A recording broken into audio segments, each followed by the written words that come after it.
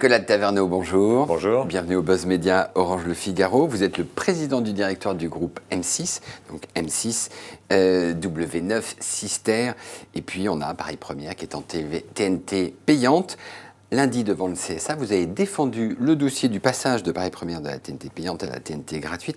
On l'a suivi. On avait l'impression que c'était une audition un peu tendue entre vous et le CSA. Quelle est votre impression ? Je pense que le CSA pose des bonnes questions pour essayer de se forger une opinion, mais je crois surtout que notre dossier est bon et que donner la possibilité à tous les Français d'avoir accès à Paris Première, qui est une chaîne qui est originale, qui a, je crois, de bonne qualité, qui a une trentaine d'années, qui existe depuis 28 ans, c'est une occasion formidable et ça bénéficiera à l'ensemble des téléspectateurs français, et donc je pense qu'on a un bon dossier qu'on a présenté devant le CSA. Mais alors, il y avait une ambiguïté, le CSA pensait que c'était une chaîne culturelle ou une mini généraliste, on n'arrivait pas à la cataloguer, vous dites que c'est une chaîne différente. Qu'est-ce que ça veut dire, une chaîne différente ? C'est une chaîne originale, et si vous voulez, en 28 ans, on a eu le temps de se faire une opinion sur Paris Première. Tous les clignotants sont positifs. C'est une chaîne qui est reconnue par le public, c'est une chaîne qui est demandée, c'est la première chaîne qui est demandée des chaînes payantes pour qu'elle passe en gratuite pour le plus grand nombre. Donc c'est une chaîne originale. Alors en quoi elle a son originalité par rapport aux autres ? C'est vrai qu'elle traite pas mal de genres, notamment de la fiction et du cinéma, ce qui aidera les créateurs. C'est donc une nouvelle opportunité pour les créateurs. C'est une chaîne qui a beaucoup de spectacles vivants, c'est une de ses originalités, et qui vise d'avoir un public qui soit un public assez exigeant en matière de programmation cinématographique, etc. Donc c'est une chaîne qui est à la fois traite beaucoup de genres, mais en même temps a une grande originalité par le choix des émissions et des thèmes qu'elle traite. Mais on la connaît, c'est une chaîne qui était assez, j'allais dire, pointue, qui était pour les Parisiens, comme son nom l'indique. Alors il y avait Ça balance à Paris, 93 Faubourg, Paris Dernière, qui est vraiment très pointue. Et là, on a l'impression que vous arrivez pour une chaîne nationale avec les dossiers de l'écran, avec des vieux programmes. Pourquoi est-ce que vous puisez comme ça dans les programmes anciens ? D'abord, je vous rassure, si vous avez bien écouté l'audition, la majorité des programmes qui sont actuellement sur Paris Première resteront dans le cas d'un passage en gratuit. Ce qui nous intéresse, c'est ce qu'il va y avoir de nouveau. Non, je pense que ce qui nous intéresse, c'est pas tellement ce qu'il va y avoir de nouveau, c'est déjà tous ceux qui la regardent et qui sont satisfaits, c'est-à-dire un peu moins d'un tiers des Français. Les deux autres tiers n'y ont pas accès. Ceux-là auront accès au programme actuel. Donc déjà qu'on juge la chaîne telle qu'elle est. Vous avez cité Ça balance à Paris, vous avez cité Paris Dernière. Ce sont deux émissions emblématiques de la chaîne qui resteront lorsqu'elle passera en gratuit. La deuxième chose, à la question, est-ce que nous pourrons faire plus et mieux que ce que nous faisons aujourd'hui ? Approfondir. Oui, sur les spectacles vivants, nous en passons déjà beaucoup sur Paris Première. Nous avons pris de l'engagement auprès du CSA d'en passer encore plus. Des pièces de théâtre, des grands spectacles, des spectacles d'humour, etc. Donc ça va faire l'originalité et vraiment ce qui va être la structure, l'épine dorsale de Paris Première. Ce qui est déjà le cas. Donc on approfondit simplement ce qu'on fait. Alors il y a quelques nouvelles émissions, mais vous savez, je pense que le téléspectateur, notamment, regrette parfois qu'on abandonne des idées et les remettre au goût du jour fait partie de notre métier. Les dossiers de l'écran étaient une très bonne émission, c'est-à-dire d'avoir un film qui suscite un débat derrière. C'est une idée simple. C'était le service public, les dossiers de l'écran. Non mais, est-ce que vous trouvez que pour le téléspectateur, c'est inutile après un film qui pose des questions de société, des questions politiques, des questions économiques, d'avoir un débat intelligent, bien mené, avec des gens convaincus, ce qui fait aujourd'hui, par exemple, le succès de la 5 à 19h, avec son C'est à vous. Bon, est-ce que nous pouvons reprendre ce type de programme intelligent, qui fait réfléchir, qui donne matière. C'est un exemple. C'est pas parce que c'est sur le service public que c'est forcément pas bon. Nous prenons y compris des bonnes idées sur le service public. D'accord. Alors aujourd'hui, vous dites, Paris Première est arrivé à l'étiage, le budget est réduit à 15 millions d'euros, puisqu'il est dans une contrainte économique sur la TNT payante. Vous promettez de doubler le budget pour passer en clair, et donc de supporter environ une trentaine de millions de pertes d'ici à 2018. Qu'est-ce que sera Paris Première en 2019, c'est-à-dire à l'équilibre ? Donnez-nous un peu les éléments économiques de cette chaîne. C'est assez simple. Aujourd'hui, Paris Première a effectivement un budget qui est d'une trentaine de millions au total, dont la moitié, un peu plus de la moitié, pour les programmes. Bon. C'est à peine suffisant. C'est ce que vous avez dit clairement. Voilà. On ne peut pas faire on moins. peut pas faire, on peut, avec en dessous de 15 millions d'euros, c'est déjà un petit miracle. Ce qui est mis à l'antenne depuis la revue de presse, Paris Dernière, etc., des émissions dans lesquelles on trouve les partenariats, etc., pour faire de bonnes émissions. Vous avez sans doute vu l'histoire de la télé, qui est en ce moment, tous les lundis, en 5 épisodes. C'est une émission qu'on fait avec l'INA, et qui se fait dans des conditions économiques très, très, très, très mesurées. C'est le moins qu'on puisse dire. Donc là, avec un budget de 30, on compte doubler progressivement le budget en fonction de ses ressources. On prend cet engagement et nous allons financer, parce que nous n'aurons pas dès le premier jour les nouvelles recettes, et nous allons financer, nous, le groupe M6, mais à partir du moment où il y a une perspective, et notamment la perspective, c'est d'équilibrer nos comptes en 2018. Si vous voulez, les choses sont très simples. Sur le payant, il n'y a plus de perspective, parce que les distributeurs payants ne veulent plus. Voilà. C'est pas qu'ils n'en veulent plus, c'est qu'ils ne sont pas prêts à payer les sommes qu'ils payent aujourd'hui. Ça, c'est le premier point, notamment sur la TNT. Et la publicité, quand vous n'êtes reçu que par moins d'un tiers des Français, elle rentre peu. Donc le modèle économique est périmé. Il faut que nous en changions. Pour en changer, il faut aller chercher de la publicité, un peu plus d'audience, mais automatiquement, dès lors qu'on sera sur la totalité des foyers français, il n'y a aucune raison que l'audience ne suive pas à due concurrence. Et notre plan économique, tout à fait raisonnable, nous permettra de mettre ainsi plus d'argent dans les programmes. En 2019, vous estimez que vous pourrez avoir un chiffre d'affaires, donc publicitaire, 100% publicitaire, d'une 50aine de millions d'euros. Absolument. Ça veut dire, et le CSA doit voir si c'est un intérêt économique de le passage de Paris Première. Vous allez les prendre sur qui, les 50 millions d'euros? Alors, j'ai plusieurs observations par rapport à ça. Sur M6 ou sur... Plusieurs observations. Premièrement, c'est une goutte d'eau par rapport à des décisions beaucoup plus structurantes que le CSA a déjà prises.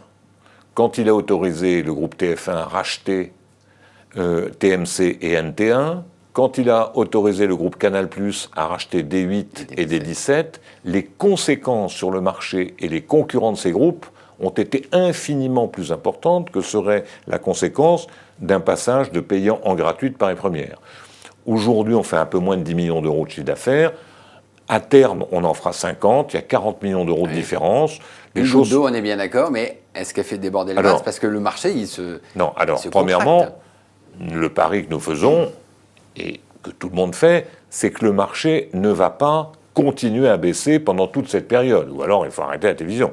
La télévision, on le voit aux États-Unis, on le voit en Grande-Bretagne, on le voit en Allemagne, continue de grandir. La France est frappée, comme d'autres pays d'Europe du Sud, par une difficulté économique qui rejaillit sur la pub et la télé. Mais la publicité devrait réaugmenter, selon nous, à partir de 2016. Voilà. Sur un rythme de quoi? 1,5, 2,5%, on verra. Ça peut absorber ça absorbera une partie. Et deuxième chose, deuxième remarque, c'est que l'essentiel des annonceurs de Paris Première, la majorité des annonceurs, c'est ce qu'on appelle les annonceurs haut de gamme. Les services financiers, les parfums, les assurances, etc., qui cherchent un environnement de programme qui leur soit favorable, qui corresponde à l'image qu'ils veulent donner. Paris Première est très, très précis là-dessus. Et là, ce sont tous des annonceurs qui sont plutôt en progression. Donc à l'intérieur de ce marché, on a une catégorie spéciale d'annonceurs qui permet de ne pas déstabiliser ce marché. Je dirais que tous les clients sont au vert pour avoir une décision positive de la part du CSA. Vous avez eu des retours après l'audition ou c'est Non, nous n'avons pas eu de retour, nous n'avons pas cherché à en avoir. Le CSA prendra sa décision. Il doit appliquer une loi qui a été votée. Et lorsqu'on regarde les caractéristiques de la loi, qui est surtout le pluralisme et l'intérêt des téléspectateurs, en ce qui concerne ces deux items, je pense que nous sommes la chaîne la mieux placée que des 3 qui candidatent aujourd'hui pour recevoir une autorisation positive. Et est-ce que si l'une des 3 a l'autorisation, mais pas Paris Première, quel sera votre recours? Alors, écoutez, moi je ne me situe pas dans cette zone parce que ça partirait d'une mauvaise analyse. D'une mauvaise analyse, on n'aurait pas su convaincre de notre analyse. Il est bien entendu que je pense que le CSA sera très attentif à l'égalité de traitement et l'égalité d'analyse, encore une fois. S'ils en donnent une à groupe TF1, il faut qu'ils en donnent une au groupe M6. C'est pas ce que je dis, ce sont les formats qu'il faut étudier surtout. Aujourd'hui, Paris Première est une chaîne qui collapse pas, pardonnez-moi l'expression, avec 2 ou 3 autres chaînes qui sont sur le même segment. Vous ne gênez personne, c'est ce que On vous ne dites. gêne personne et surtout, on satisfait tout le monde.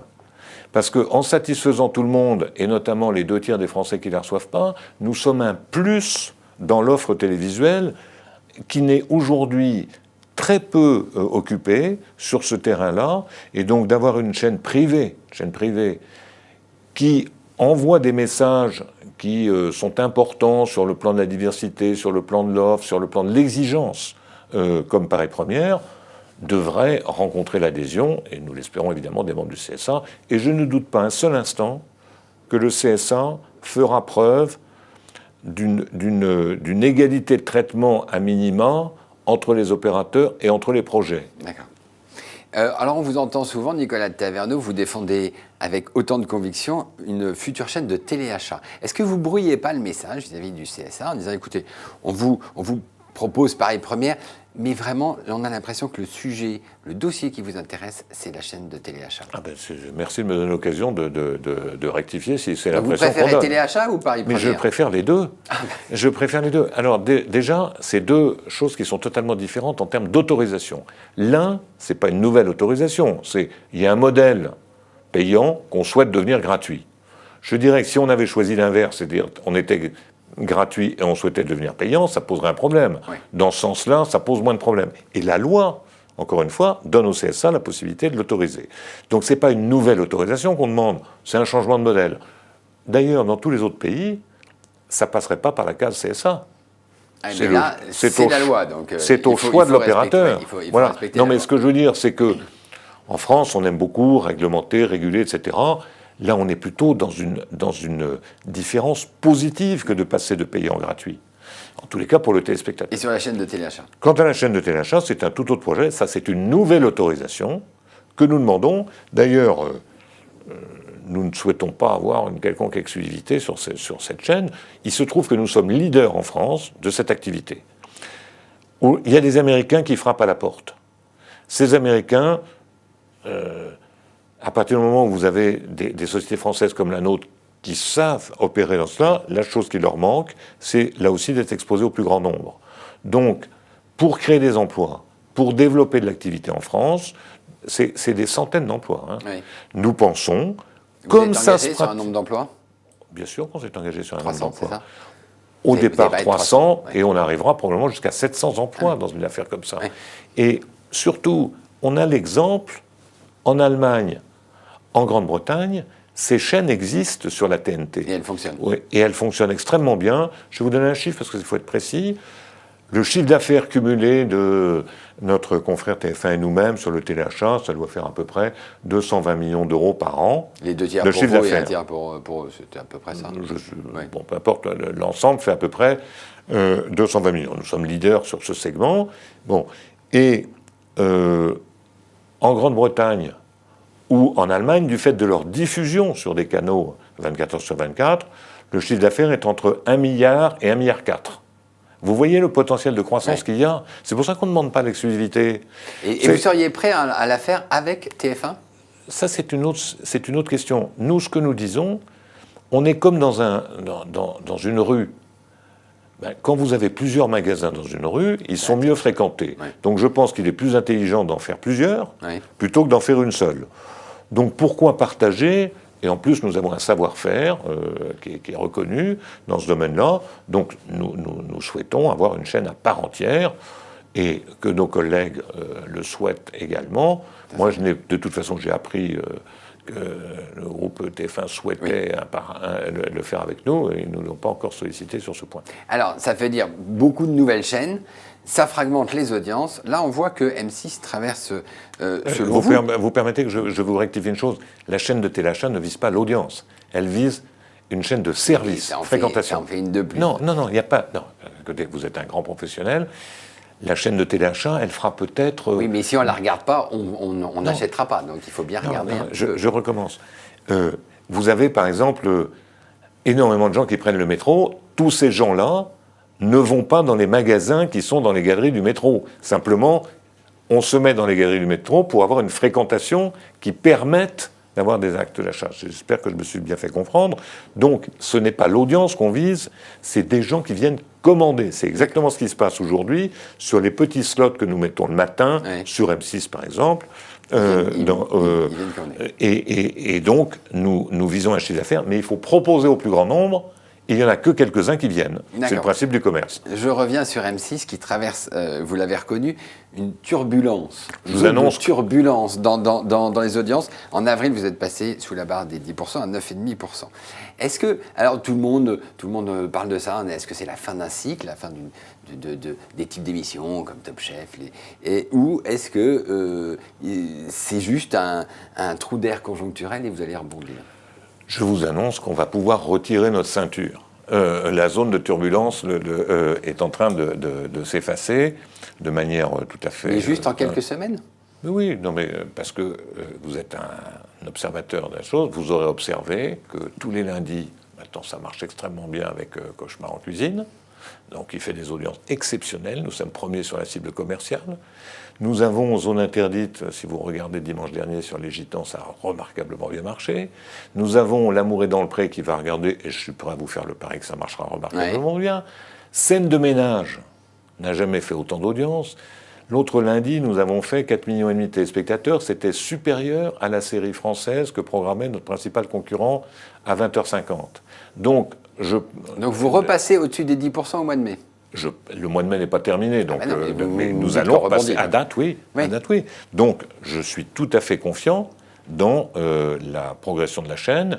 Et donc, on a des nouveautés. Rising Star va venir, comme vous le savez. Donc, je vous remercie de l'attention toujours très significative que vous portez à nos audiences. Je souhaite que vous ayez la même intention quand elle fonctionne bien. Oui, voilà. On regarde. Et vous voyez, par exemple, vous allez vous retrouver au mois de juin avec la Coupe du Monde. Je vais vous donner un exemple. Vous avez cité Top Chef, qui a effectivement fait moins d'audience, mais qui reviendra l'année prochaine. Oui. Qui a fait moins d'audience. Pourquoi ça reviendra l'année prochaine, si ça fait moins d'audience ? Parce qu'il y a des corrections à faire à la production. C'est un excellent format. C'est un excellent programme en termes d'image, et c'est pas parce que vous avez perdu, il y a plein d'autres émissions à la concurrence.